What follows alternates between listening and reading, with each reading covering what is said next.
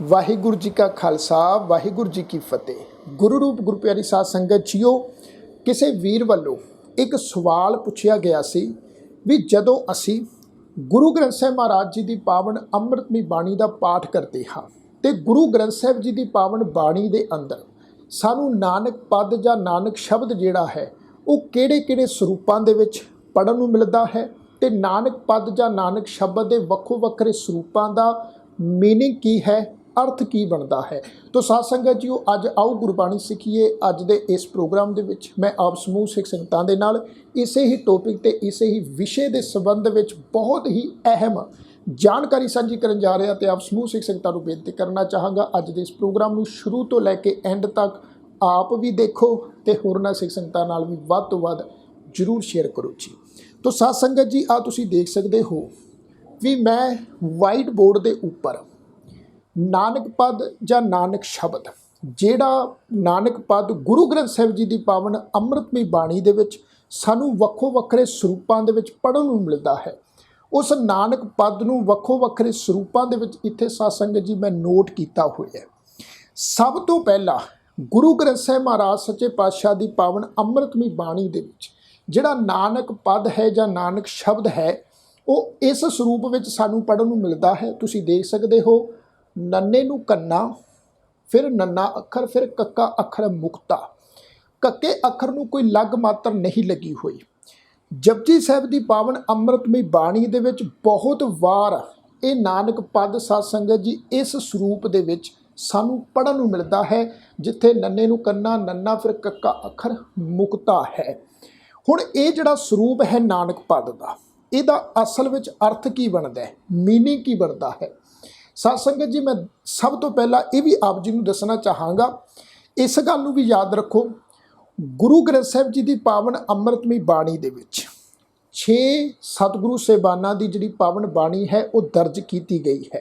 तो जितने भी 6 सतगुरु साहिबानां दी बाणी गुरु ग्रंथ साहिब जी दे विचों असीं पढ़दे हां, साध संगत जी सारे दे सारे गुरु साहिबानां दी जिहड़ी बाणी है वो नानक पद या नानक शब्द दे काविक मोहर छाप के रूप के हेठ ही जिहड़ी है वो दर्ज की गई है।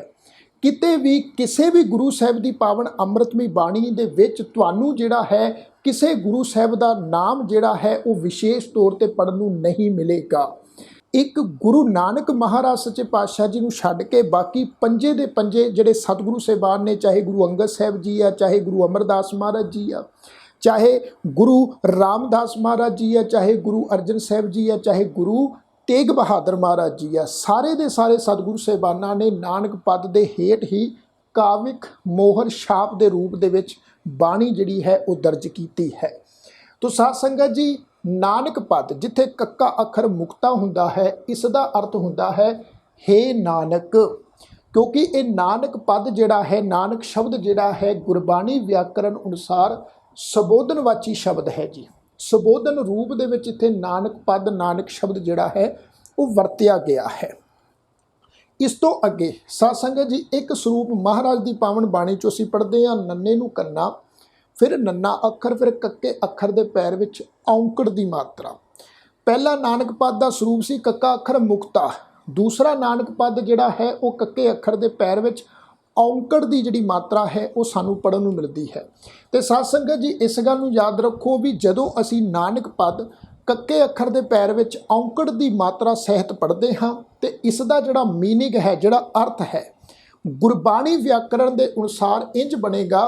ये नानक पद जिहड़ा है नाउवाची शब्द है, जिन्हों आपां इंग्लिश विच नाउन भी कहते हाँ। उस तो इलावा ये शब्द पुलिंगवाची शब्द है। फिर ये शब्द जिहड़ा है कक्का अखर दे पैर विच औंकड़ की मात्रा लगन करके एक वचन शब्द है। फिर ये नानक पद जिहड़ा शब्द है ये करता कारक है।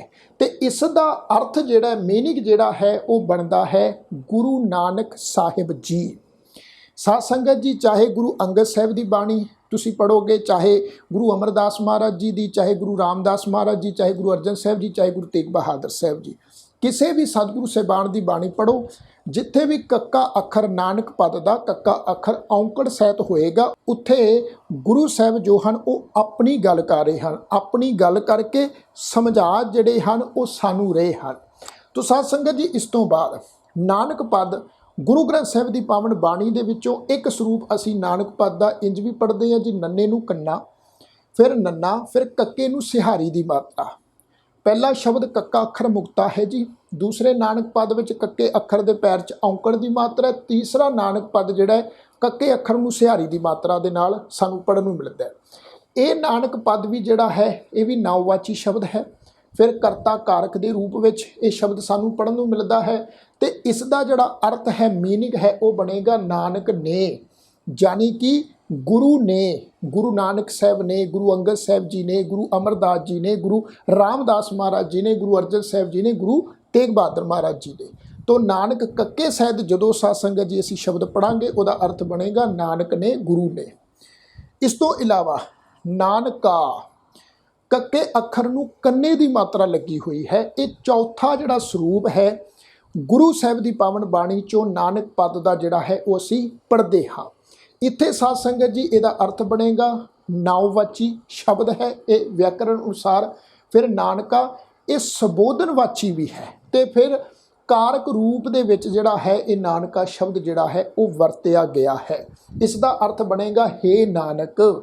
ਜਿਵੇਂ ਇਹ ਨਾਨਕ ਸ਼ਬਦ ਦਾ ਅਰਥ ਸੀ ਹੇ ਨਾਨਕ, ਇਸੇ ਤਰ੍ਹਾਂ ਨਾਨਕਾ ਕੱਕੇ ਨੂੰ ਕੰਨਾ, ਇਸ ਸ਼ਬਦ ਦਾ, ਇਸ ਨਾਨਕਾ ਪਦ ਦਾ ਅਰਥ ਵੀ ਜਿਹੜਾ ਹੈ ਉਹ ਹੇ ਨਾਨਕ ਹੀ ਬਣੇਗਾ। ਸੰਬੋਧਨਵਾਚੀ ਇਹ ਸ਼ਬਦ ਹੈ। ਫਿਰ ਸਾਧ ਸੰਗਤ ਜੀ ਇੱਕ ਸਰੂਪ ਪੜ੍ਹਦੇ ਆ ਨੰਨੇ ਨੂੰ ਕੰਨਾ, ਨੰਨਾ, ਫਿਰ ਕੱਕੇ ਅੱਖਰ ਤੇ ਦੁਲਾਵਾਂ ਦੀ ਮਾਤਰਾ। ਇਹ ਜਿਹੜਾ ਸਰੂਪ ਹੈ ਗੁਰੂ ਸਾਹਿਬ ਦੀ ਪਾਵਨ ਬਾਣੀ ਦੇ ਵਿੱਚ ਸਾਧ ਸੰਗਤ ਸਾਨੂੰ ਪੜ੍ਹਨ ਨੂੰ ਮਿਲਦਾ ਹੈ। ਇਸ ਦਾ ਅਰਥ ਬਣੇਗਾ ਵਿਆਕਰਣ ਅਨੁਸਾਰ ਨਾਉਵਾਚੀ ਸ਼ਬਦ। ਫਿਰ ਸੰਪਰਦਾਨ ਕਾਰਕ ਰੂਪ ਦੇ ਵਿੱਚ ਸਾਧ ਸੰਗਤ ਜੀ ਇਹ ਸ਼ਬਦ ਜਿਹੜਾ ਹੈ ਉਹ ਵਰਤਿਆ ਗਿਆ ਹੈ। ਕੱਕੇ ਅੱਖਰ ਦੇ ਉੱਪਰ ਲੱਗੀਆਂ ਹੋਈਆਂ ਦੁਲਾਵਾਂ ਸਹਿਤ ਇਸ ਨਾਨਕ ਪਦ ਦਾ ਅਰਥ ਬਣੇਗਾ ਗੁਰੂ ਨਾਨਕ ਸਾਹਿਬ ਜੀ ਨੂੰ, ਜਾਨੀ ਕਿ ਗੁਰੂ ਨੂੰ। ਕੱਕੇ ਅੱਖਰ ਨੂੰ ਸਿਹਾਰੀ ਦੀ ਮਾਤਰਾ ਦਾ ਅਰਥ ਬਣਿਆ ਸੀ ਨਾਨਕ ਪਦ ਦਾ ਨਾਨਕ ਨੇ, ਪਰ ਜਦੋਂ ਕੱਕੇ ਅੱਖਰ ਦੇ ਉੱਪਰ ਦੁਲਾਵਾਂ ਦੀ ਮਾਤਰਾ ਲੱਗ ਜਾਏਗੀ ਇਹਦਾ ਅਰਥ ਬਣੇਗਾ ਨਾਨਕ ਨੂੰ, ਗੁਰੂ ਨੂੰ।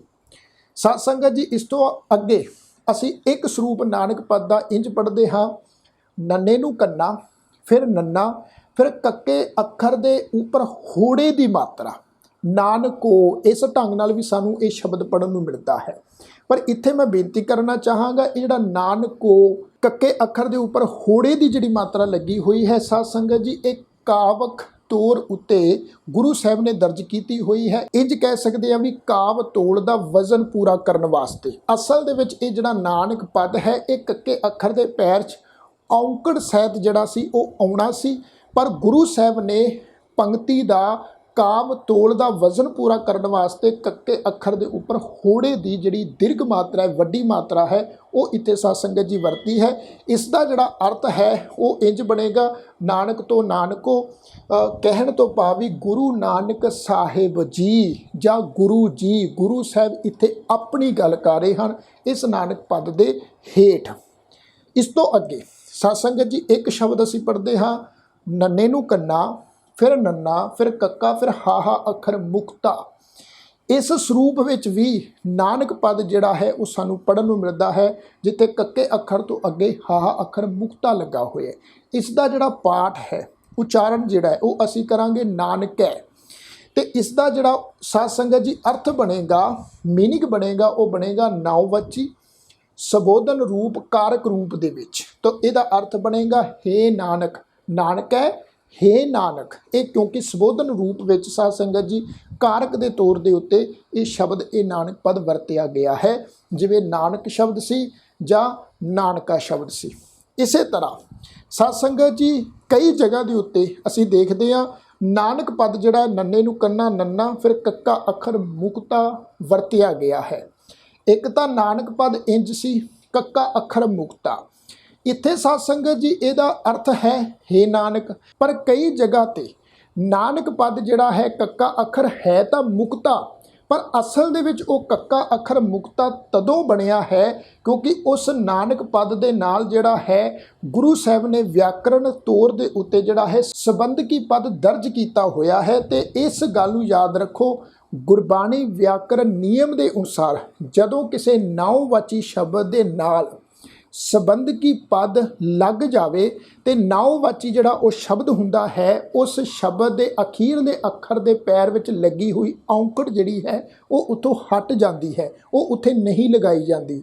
ਤੋ ਇਹ ਜਿਹੜਾ ਨਾਨਕ ਪਦ ਹੈ ਇਹ ਕੱਕੇ ਅੱਖਰ ਦੇ ਪੈਰ ਵਿੱਚ ਔਂਕੜ ਦੀ ਮਾਤਰਾ ਸਹਿਤ ਹੀ ਵਰਤਿਆ ਜਾਣਾ ਸੀ, ਪਰ ਨਾਨਕ ਪਦ ਦੇ ਨਾਲ ਸੰਬੰਧਕੀ ਪਦ ਦਾ, ਦੇ, ਦੀ, ਕਾ, ਕੇ, ਕੀ ਜਾਂ ਕਉ ਅਤ ਆਦਿਕ ਅਜਿਹੇ ਸੰਬੰਧਕੀ ਪਦ ਸ਼ਬਦ ਆਉਣ ਕਰਕੇ ਸਾਧ ਸੰਗਤ ਜੀ ਨਾਨਕ ਕੱਕੇ ਅੱਖਰ ਦੇ ਪੈਰ ਦੀ ਔਂਕੜ ਲੱਥ ਗਈ ਹੈ।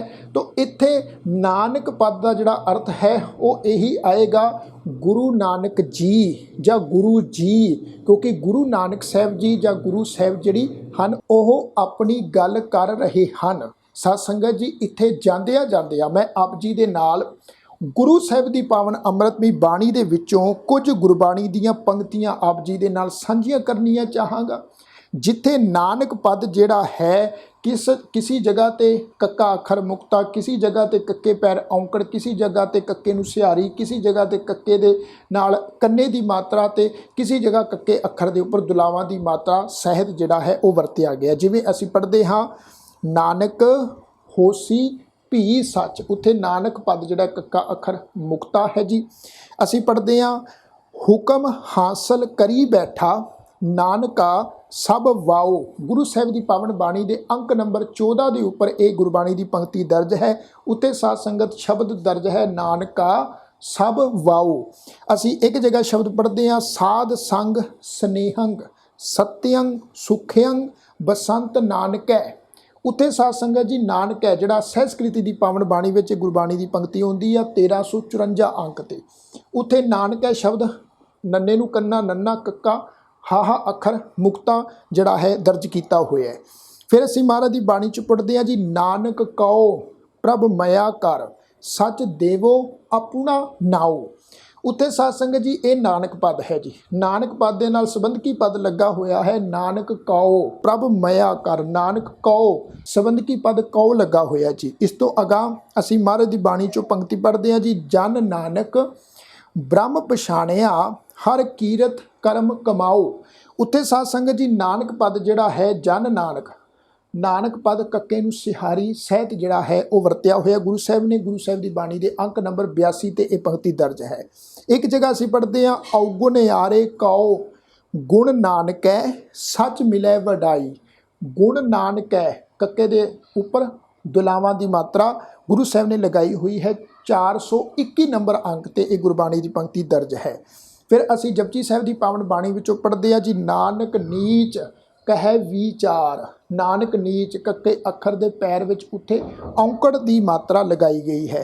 फिर आप 1297 नंबर अंक ते महाराज की बाणी चों पंक्ति पढ़ते हैं जी जन नानको शरनागति देहो गुरमति भज राम राम राम, जन नानको शरनागति, नानको उत्थे साध संगत जी कक्के अखर दे उपर नानक पद दे कक्के अखर दे उपर होड़े की मात्रा जिहड़ी है वो गुरु साहिब ने लगाई हुई है 1297 अंक के उपर। साध संगत जी ये नानक पद जिहड़ा है वो दर्ज है। तो साध संगत जी मैं उम्मीद करता हाँ अज दे इस प्रोग्राम दे विच दित्ती हुई जानकारी आप जी नूं जरूर समझ में आ गई होगी। जे अज दा प्रोग्राम आप जी नूं पसंद आया होवे लाइक जरूर करियो, कमेंट करके अपने विचार जरूर दिओ ते वध तों वध सिख संगतां नाल जरूर शेयर करियो जी। सारिआं दा तहे दिलों धन्नवाद आखो जी। वाहिगुरू जी का खालसा वाहिगुरू जी की फतेह।